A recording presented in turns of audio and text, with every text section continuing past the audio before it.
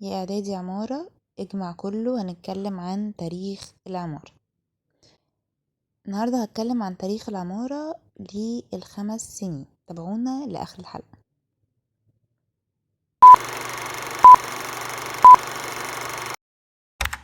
أهلا وسهلا بيكم في حلقة جديدة من يوميات مهندسة، معاكم رشا. النهاردة هنتكلم عن تاريخ العمارة، مش بس الإعدادي، لأ السنين هندرس ايه فيهم.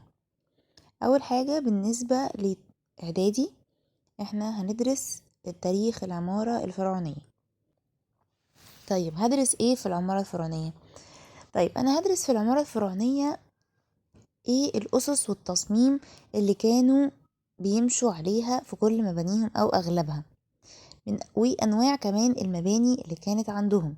هما كان عندهم معابد، كان عندهم مقابر، كان عندهم مسلات، وكان عندهم حاجات كتيرة جدا. كان عندهم الاهرامات اللي هي كانت بالنسبة لهم تعتبر مقبرة.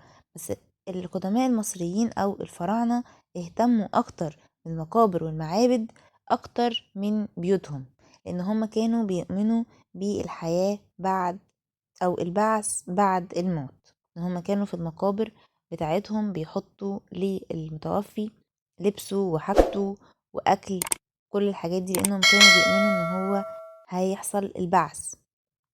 فهتلاقي ان هم كانوا كمان بيكتبوا على الجدران بتاعة المقابر زي ادعية او حاجات كده للمتوفي.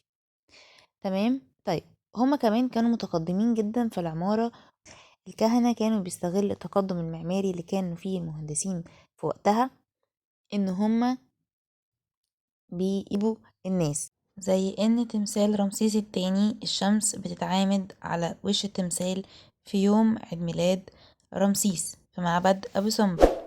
وطبعا دي مجرد حسابات لزوايا الشمس، وازاي ان اخلي التمثال يحصل عليه تعامد مع اشعة الشمس، وده طبعا كان بيبهر العامة من الناس وكان بيرهبهم.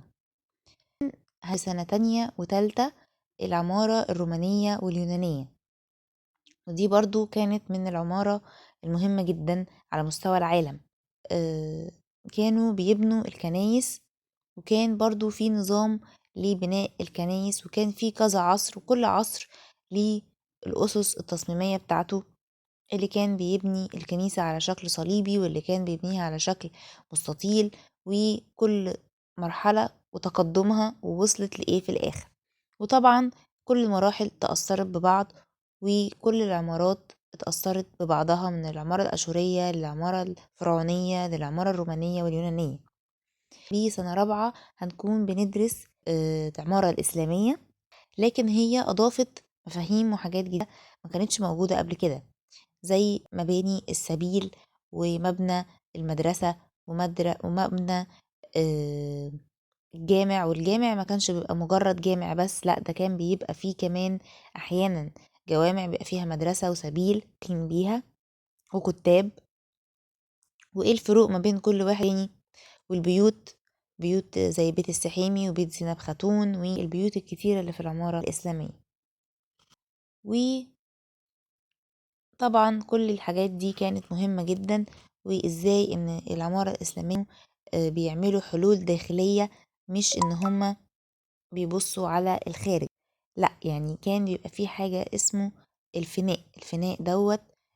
كان بيبقى مساحة كبيرة ممكن تبقى فيها زرع، يبقى فيها بير، يبقى فيها بيبصوا عليه من جوه.